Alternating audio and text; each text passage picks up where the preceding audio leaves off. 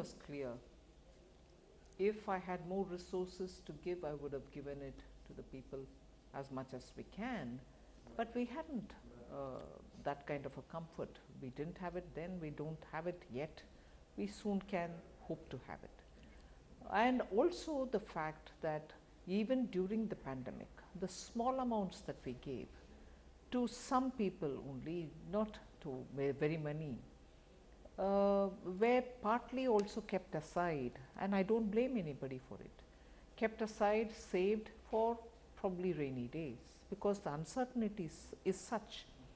So the question of giving money to people so that immediately demand push will happen, and through that people will be expected to spend, also had a question with it, saying will they spend or will they keep it aside for rainy days. Also, spending will result in immediate demand increases, no doubt, possibly if they spend, but will it be a meaningful trigger for a virtuous cycle to be triggered off? Unless that spending happens in those sectors where the multiplier will work, there is no point in spending in areas which the multipliers are, where the multipliers are weak. That is why we have taken this route of qualitative expenditure, capex through infrastructure building, capex for health, so that you bring in such infrastructure and such facility for health, and there take an approach of holistic health, and then look at agriculture, and that is why we have gone through this route. So that is one side of the story, and the other, I certainly didn't want to fund this whole operation through taxation. By increasing tax, getting the money and then spending is not something which any of us even put on the table for consideration. So that is why I have made provision for large borrowings with the tax buoyancy kept at a very conservative level, and with disinvestment, asset monetization and improved GST collection.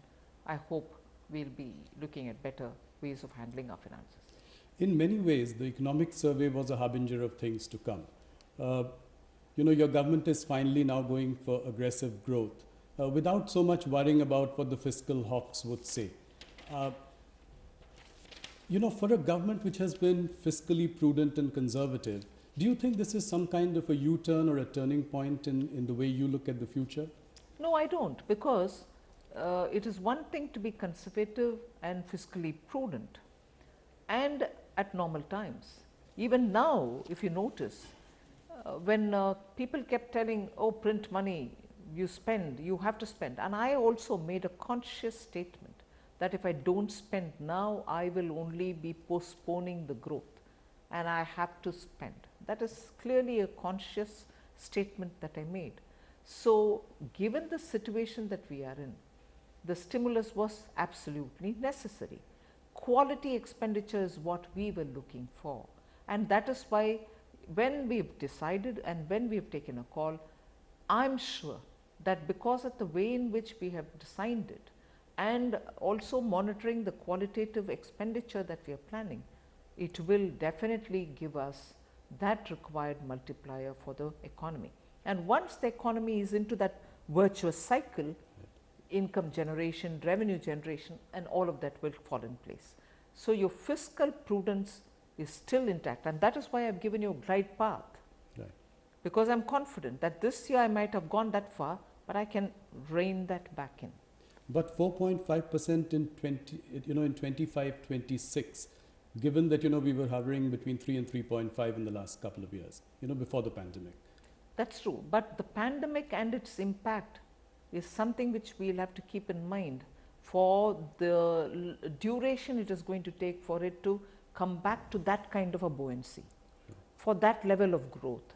And I can't be overestimating the economy, and I don't think the economy is in a position to even heat or overheat. Those fears are not at all there, and therefore I have to give it a reasonable time, and I didn't grudge that. Nirmala ji, by now we know what the government thinks of rating agencies like Moody's and Standard & Poor, of them being noisy, opaque and biased. But do you still feel that there could be a threat of a ratings downgrade, and how does that bother you, or if at all? Let me put it this way. I don't want to say I'm not bothered. At the same time, I didn't let it bother me, because otherwise, even during the pandemic, a lot of people kept asking me, is the rating agency worry stopping you from spending? Now I am spending. Yes. So then or now, it is not that bother. But of course, by giving a glide path, by restraining too long, like the way in 2008, it was left open and there was no closing the doors. Yes. And as a result, you had all the taper tantrums, and the economy was still going through a big difficulty. Yeah. We've learnt lessons from that. And therefore, I'm confident this will be appreciated by people who are discerning on these matters. Let's go to some of the big bang announcements first. Here execution, as everyone is saying, will obviously be the key. Your sort of privatization drive almost has a Margaret Thatcher sort of ring around it. Fairly, good in intent, bold in intent, but execution will be key. For instance, I think the figure of 1.75 lakh crore is what we would have achieved. We would have in fact achieved 2,10,000 crore going by earlier estimates this year, but we scaled that down. Now the point is, how are we to be sure that this will definitely be achieved in the coming year? Because I think, to be fair, the estimate made in July 2019, I wouldn't want to say it was an overestimate. We expected to do that much, but of course the economy slowed down. But of course the economy's difficulties in terms of demand slowing down, stock market also being tepid, it wouldn't have been right for me to say, oh no, but I've said it in budget, I have to sell it come what may. That wouldn't have been the best approach. It's all right, I did give an estimate. I was pulled up saying, oh, you overestimated, you couldn't achieve. The situation was such that the economy at that time was not in a position to receive all these privatization, although I did say it. But I am now also saying, because ultimately when you're using public money, you're selling public assets, can I be no, I've given a commitment, so I have to sell irrespective of what I get out of it? I am answerable to the parliament. I have to make sure that it is sold at a price at which I can stand up with honesty and say, no, I've done the best on the job. So 2 lakhs couldn't be achieved. Now I am sounding conservative. I have to also make sure that these companies are able to catch the eye of the investor or the buyer so that they are sold at a reasonable price. It was heartening for the markets to hear, your reiteration that it's going to be minimum government, maximum governance, and that the governments will get out of a few sectors. Do you remain completely committed to that? 100%, and that is why I said, instead of picking up on one after the other set of companies saying, oh, this is ready for sale, that is ready for sale, state it as a policy that you will have only certain core sectors. Even there you will have only bare minimum. Earlier somebody did ask me, but didn't you say during Atmanirbhar 4 at least? I am still saying not 4, it can even be lesser. Bare minimum is what I am talking about. And that is where when people question me, but public sector banks, yes, they are doing brilliantly for the very many causes for which government wants banks to function. They are also sitting over several CASA, the current account and savings account money, for which there is no demand in the areas in which the CASAs are coming in big numbers. Yes. There should be some synergy, and that is why we went about amalgamating banks. We want very many more SBIs, but that doesn't mean that the sentiment that, oh my God, there is a public sector bank and therefore I can't even touch it, can be the guiding principle. We want more public sector banks which are functionally strong, professionally managed, which can meet the demands of a growing aspirational India. We want such banks. And I don't think 1 or 2 just banks like that will be able to meet this growing demand for credit and growing demand for a varied reasons from the economy. But in the process, if I'm going to be sitting around with such public sector banks, which are just not in a mood or even in a position to stand up, is it right to pour taxpayers' money to such banks? Absolutely. Where there may be buyers who can buy it and run it efficiently. We want more efficient banks in the economy. I can't be sitting with a laggard and thinking that I'm doing a favor to the economy. I want these banks to go out and be able to stand up there with private money coming in and be able to service our economy. That's why. It's the one announcement that's really sent all banking stocks on fire, including the public sector banks. Now, is this the way forward for public sector banks, or is it that there will be some public sector banks and some will be privatized? You know, so you said 2 banks. You would like to know which banks they are. We've not just named it. If I could name it even in the budget speech, and how I would have soon done. would that happen? I hope to do it all this year. The formulations have, we've started engaging with the Reserve Bank in a big way. Now, the disinvestment target of 1.75 lakh crore, does that include everything, or is, you know, or LIC and others would be outside the purview of this? Well, as LIC is an IPO, we'll have to see how it, we've only I've read out the names of those disinvestment for which cabinet approval has been taken. And is that the figure of 1.75 lakh crore corresponding to? Yes, in a way, yes. So everything else would be outside the purview of that? I wouldn't so put it in black and white. Okay. Broadly, yes. But broadly, the ones announced today is where you hope to get maximum largely. You know, the much awaited development financial institution you announced today, again, could you give us some specifics other than, you know, providing a capital of 20,000 crore? Any specifics, you know, have you thought of the name, or when would it kick off? Not yet. Not yet. In the sense, there are institutions already in the Government of India realm which we would want to use for this purpose, but not just for what they are now. We want it to be professionally run. We are giving them some money, but with which we are expecting to have 5 lakh crores within the next few years to be able to leverage their own funds and be able to get that kind of money. But I also underline the fact that I don't think, again I repeat this, for a growing aspirational India, one development finance institution can meet up with all the growing demands. And therefore, in the act that we will have to bring in, the amendments that I have to make to existing laws also, will have to have a provision for even private DFIs to come in.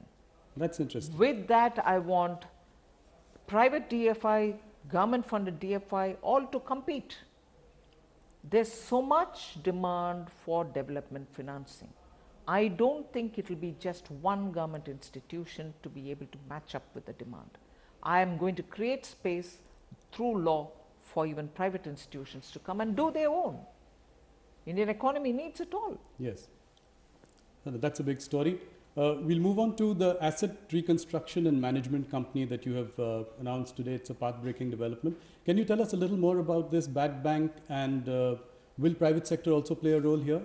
Yes, we've done it in sort of stages, in the sense, first with the RBI being with us, because this has been going on as a discussion with them. What we want to do is to have a kind of a holding company which will, with a formulation given, take those assets, bad assets from the bank, from various banks, and put it into that holding company. It will have some participation from the government, but largely it will be the IBA itself doing it. So that holding company would then spruce up the accounts, understand where the asset valuation is, and because year after year after year we are giving provisioning, these banks have already lost a certain net worth of these assets which are with them. They have already taken, probably in paper, a haircut, but they have not realized anything out of sitting over those assets for years, but providing for it in their bank books. Now, once these assets are culled out and given to this holding company, they shall be able to do some kind of a, clearly making sit up, sure, and then call for private sector asset reconstruction companies, AIFs, all to come and look at what they want to do with an asset which is like that with them, and sell off the asset. And even at that, whatever is realized, the banks will have to get some part of what they have to get, in the sense, with the due haircut taken, they will also get something from that realized monies. So the bank essentially therefore gets back what it should get back, and ideally, because they are not in a position to, or they don't have the wherewithal to deal with such assets, because they are running the bank on an everyday basis. Yes. They don't have with them such experts who can understand what it is to deal with asset reconstruction. And these assets are sitting there languishing, not getting sold off. Now with this holding company and with also the market coming in, those assets are going to find some kind of a buyer, and the banks therefore forever can get out of that situation and realize whatever little they can. So this is a workable solution that we are bringing in. The banks are all on board. We've had extensive consultation with them and with the Reserve Bank of India. So there will be a proper institutional framework through which this will happen in an absolutely transparent way. Okay.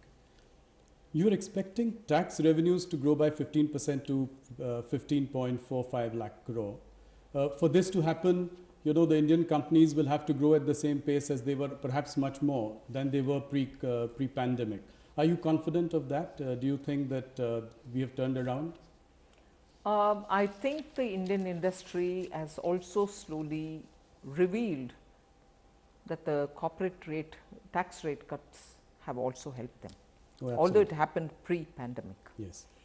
Now, many of them have also offloaded their debts. They are looking at now expansion. Expansion is happening in core sector industries. There are also a lot of pickup in exports. People are seeing it's possible to invest and grow.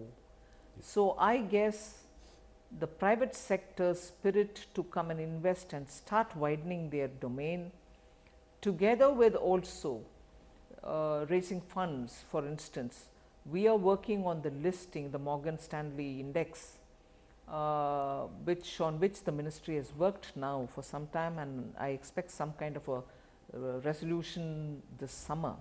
I see. And if after that companies can go about raising, they automatically will receive, now that they are part of that larger index, they will receive funds, and with that I think there will be greater investable fund available. Nirmala ji, there is a little bit of confusion around the agri-infra cess. What really was the idea behind this? I'll just give you a broad principle. Yeah. Many of the customs duty, the items selected for it, are those which can afford to pay the duties as it exists today. But even then, even as we talk of Atmanirbhar Bharat, intention being that import should happen at least for those sectors where the raw materials are coming from abroad. So, for instance, if you were paying a BCD of 12%, something like that in gold for instance, we brought the BCD down to, let us say, 7%. And after that, we just added 3 to 4% of this cess, which we want essentially to be carving out from that customs duty only for the purpose of funding infrastructure in agriculture. The end of the story in each of these items on which I have imposed the cess, the agricultural infrastructure development cess, is the end consumer or the importer is not going to pay 1 rupee more. The reduction in customs and the imposition of the cess, infrastructure cess, net is not going to burden the consumer or the importer. But why did I have to do it? I had to do it because I wanted to make sure that the fund for funding infra in agri is got a head on which I am earning certain amount, and that can be used. Otherwise, the BCD goes into the account, all right. And for instance, in the case of the petrol and diesel where this duty applies, we have applied it on the additional excise duty, which is purely central government's money.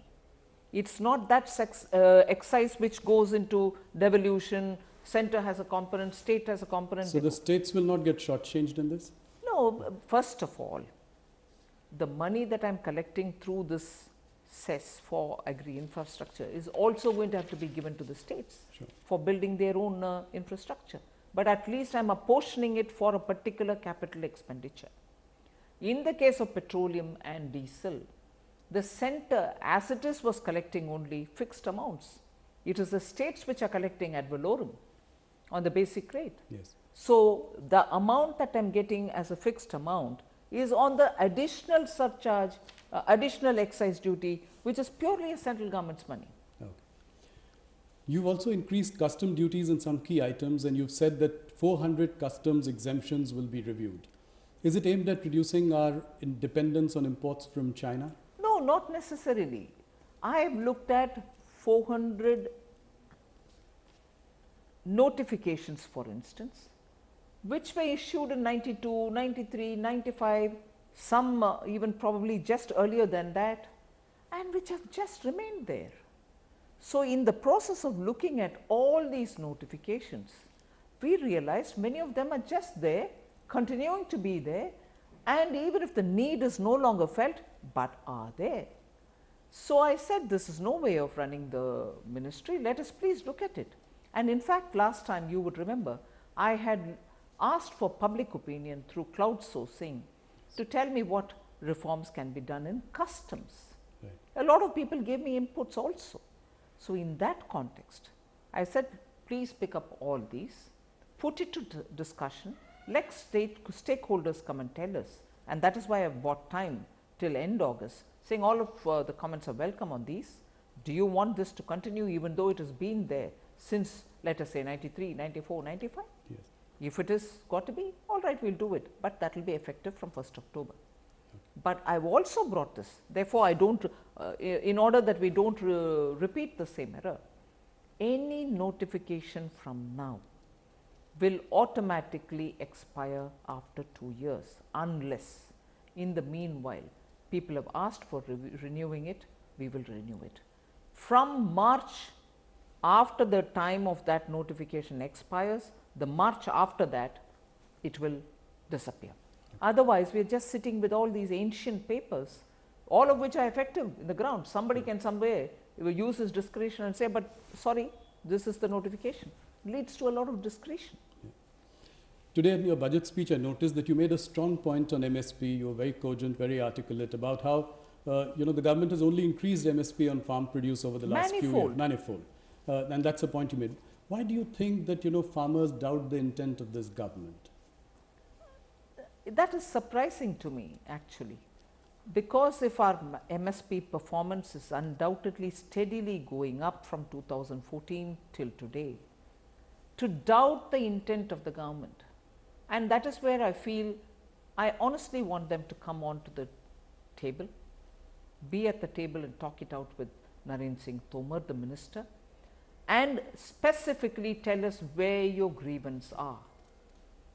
The PM himself has said that he is willing to look at any modification that they want and talk about it. I honestly want them to come and specify where does the problem lie. MSP, I am telling you with data, I am telling in the house, I am giving you government information in the house. You have questions on it, please do come and talk. We are willing. And that is where I wish talks continue. Do you think the protests are mostly stoked by opposition parties, by people from outside rather than real farmers? I mean, is that the feeling? I honestly don't know who's stoking it, but I honestly also equally know that farmers, at least those who are present there, at least some of whom are farmers, are probably misguided. I want them to talk. I want them to please talk. I want them to talk on particular points of concern, not have a, oh no, this is not right. Tell us what in this is not right. We are willing to concede. Yes.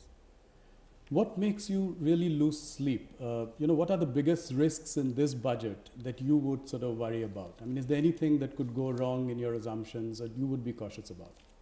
I think I'll be foolish to say anything on this score, because who anticipated a corona in February 2020 when we gave the budget in all positive, with all optimism. So we can't see black swan events, I mean, I'm sure, but otherwise you think these budget estimates we've made an honest attempt. Nirmala ji, I often wonder, if this government goes for bold reforms of the kind you have done today, you are called a soot boot ki sarkar. If you don't, the industry calls you a socialistic regime. So in a way, damned if you do, damned if you don't. So how do you really marry the two sort of divergent aspirations of the people at large? Yes, there is a very fine balancing act to do there. I think the Prime Minister is a very clear-headed leader. He never misses out on what has to be done to the weaker sections, never misses out on things which have to be done for the poor and needy. Otherwise, would you think after having announced a lockdown, within 48 hours, the Garib Kalyan package was announced. And I know how much our bank employees struggled during that COVID time. And in fact, they were all exposed. That time, nobody knew to what extent anyone can go out. Yes. They were all there. That is why in my speech, I did say milk vendors, vegetable vendors, electricity pole workers, yes, bank employees, firemen, policemen, armed forces, all of them did a spectacular job using the technology and giving DBT. Otherwise, we wouldn't have been able to reach all those deserving people about whom the PM was very keen, said, I want them to be given all the basics, food, cooking, fuel and some money so that they are not worried. Put it into their bank accounts. So, with PM conscious of India's diverse population, where the poor are struggling, the employment EPFO related announcement, yes, earlier, where we have said for the next 2 years we will pay the PF for those registered companies to take back workers who they have thrown out. It's a very clear sign. So, the balance that India needs in not going to this extreme or that extreme, socialistic totally or completely open market, that balance is what the PM is constantly working on, and he'll never miss out on that. You have got, the budget has got rave reviews from one section of captains of the industry, the economy. The opposition parties have, criticized the budget in some senses. I wanted to ask you a question on growth. Are you confident that we will be able to grow in the next few years in the way the economic survey pegs the growth at 11% of GDP growth at 11%? And is it sustainable over the next few years? The former finance minister and your predecessor says that thinking of a V-shaped recovery is absolutely vain, and predicting it is vanity. So how do you react to this criticism? First of all, I've never gotten into the alphabet soup business of V, K, anything else, U, yeah, or whatever. I've not even bothered to talk about it because I don't want to get into that discussion. My job here is to make sure the Indian entrepreneurial motivation, the drive that Indian businesses have, small, medium, large, all of them have. Otherwise, do you think just even when there is a partial unlocking happening, people have gone about their business? Otherwise, do you think this kind of GST numbers would come now? So, I don't believe that I am talking about a V-shaped growth or X-shaped growth for people to judge me.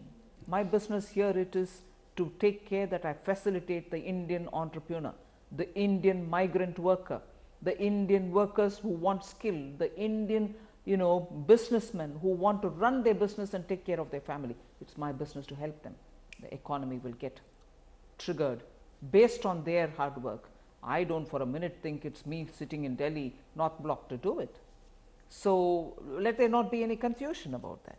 It is the spirit of the Indian entrepreneur which is growing and which is delivering, and that is why I took the example of the cricket team in Australia. That is very interesting. If they could perform when no one in the cricket world thought Indians can perform, when you had the typical Australian sledging happening, yes, but they withstood all and showed performance.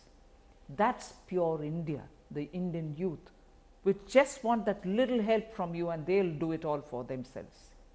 So, I'm sorry, I don't think I believe in that, but at the same time I believe that I'm here to facilitate. One last question, Nirmala ji. A lot of people today have compared your budget to that of Manmohan Singh's budget of 1991. My simple question is, how would Nirmala Sitharaman want to be remembered as? A bold reformer or a champion of inclusive growth? I don't know. I have not applied my mind to that at all yet. Very well done today, Nirmala ji. Thank you so much for giving us time and giving Network 18 this first exclusive to a private channel after your budget speech. On behalf of Network 18 and our viewers, I wish you all the very best. Thank you so much. Thank you.